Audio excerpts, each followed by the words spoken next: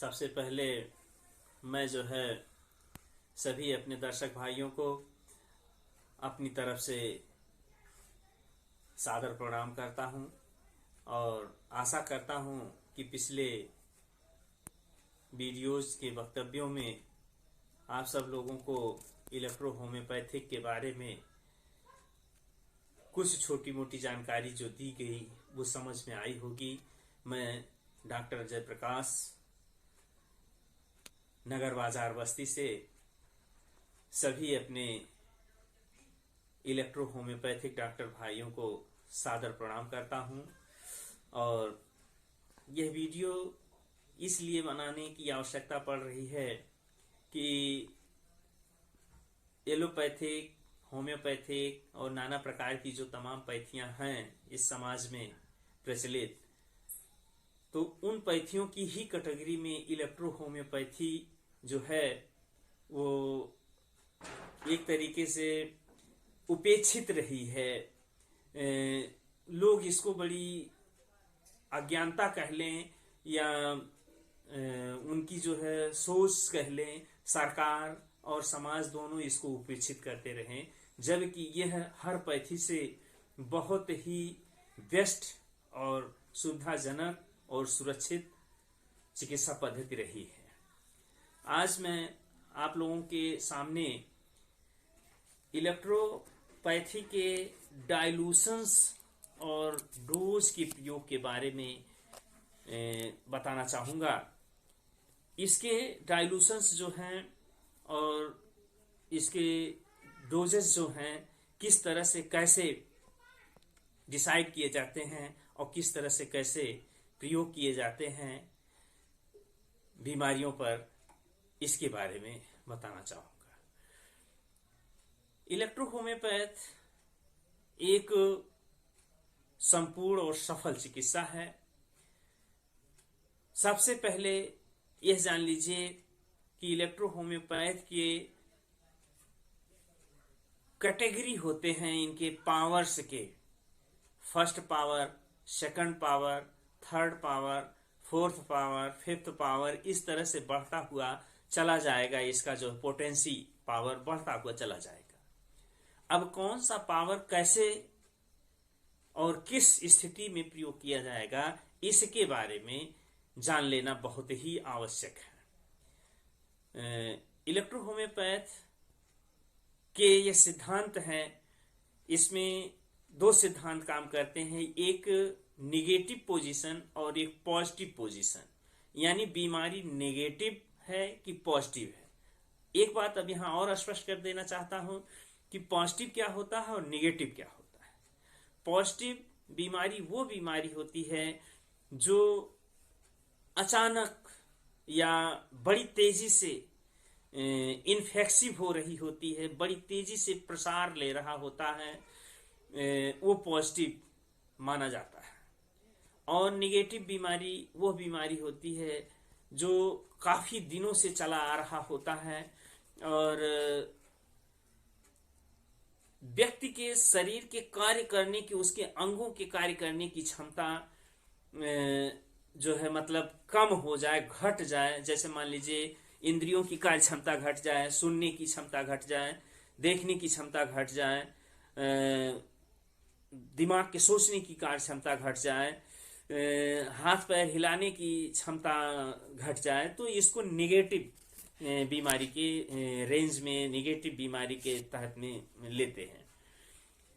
Positive बीमारी वो बीमारी होती है, जैसा कि बताएं कि मतलब तेजी से फैलती, इंफेक्सिव होती है, ये कि वो हो गया। और उसके बाद ये भी होता है कि हमारी शरीर के इंद्रियों का कार्य क्षमता बढ़ जाना, ये पॉजिटिव के तहत में आता है। जैसे आंख से दो तीन तरह के रंग दिखाई देना, या आंख को रोशनी बर्दाश्त न हो सके, कान में तमाम प्रकार की आवाजें आने शुरू हो जाएं, जीभ से ज्यादा लार निकलना शुरू हो जाए, या फिर जो है मतलब निद्रा न आए, तो ये सब चीजें जो होती हैं ये पॉजिटिव बीमारियों के तहत में आती हैं।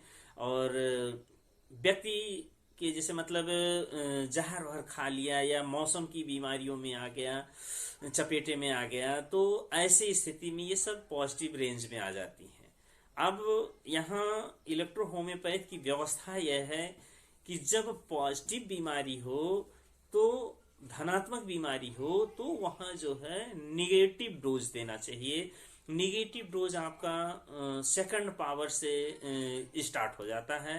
सेकंड, थर्ड, फोर्थ, जितना ही आप चलते जाएंगे ऊपर के नंबरों में, वो सारे के सारे सब निगेटिव हो जाएंगे। फर्स्ट पावर अपने आप में पॉजिटिव होता है। इस तरह से निगेटिव बीमारी जो है, निगेटिव बीमारी पे हमेशा पॉजिटिव डोज देने की आवश्यकता होती है। जैसे फर्स्ट डोजेज हुए, या फिर मतलब उसके डाइल्यूशंस तेज बना करके, जैसे 1 औंस में 10 गोली डाल करके, 10 पिल्स डाल करके घोल करके जब दिया जाए, उसको बार बार 1 चम्मच 2 चम्मच के रेंज में 1 घंटे, आध घंटे, 10 मिनट, 15 मिनट के अंतराल पर, तो ये पॉजिटिव डोजेज हो जाते हैं। अब ये होता है कि इसमें डोजेस ये देखना पड़ता है कि निगेटिव बीमारी पर पॉजिटिव डोज ही देने की आवश्यकता है। यह डॉक्टर के विवेक और अनुभव पर निर्भर करता है कि कैसे वो किस डोज को और किस खुराक को जो है किस मरीज पर कैसे इस्तेमाल करेगा। निगेटिव बीमारी में पॉजिटिव डोज देने की आवश्यकता होती है और पॉजिटिव बीमारी में निगेटिव डोज देने की आवश्यकता होती है। यह सिद्धांत है इसका। लेकिन निगेटिव पर अगर निगेटिव बीमारी है और निगेटिव पावर दे दिया गया, तो वहां बीमारी ठीक होने के बजाय थोड़ी सी अपने बढ़ते हुए क्रम में दिखाई पड़ेगी, और यह अनुभव डॉक्टर को तुरंत कर लेना चाहिए। वहां बहुत परेशान होने की आवश्यकता नहीं है। जैसे ही निगेटिव डोज से बीमारी बढ़ रही है, तुरंत वहां डॉक्टर को समझ लेना चाहिए कि यह बीमारी पॉजिटिव ग्रुप की है, और तुरंत वहां जो है उसका डोज, पॉजिटिव बीमारी है तो निगेटिव कर दे, और निगेटिव बीमारी है तो उसका पॉजिटिव डोज कर दे। यही सबसे बड़ी समझदारी इसमें है। अब डोजेस जो हैं इसके, जैसे 30 पावर के हैं, तो वो दिन में 3 बार 4 बार तक रिपीट किए जा सकते हैं, दोहराए जा सकते हैं।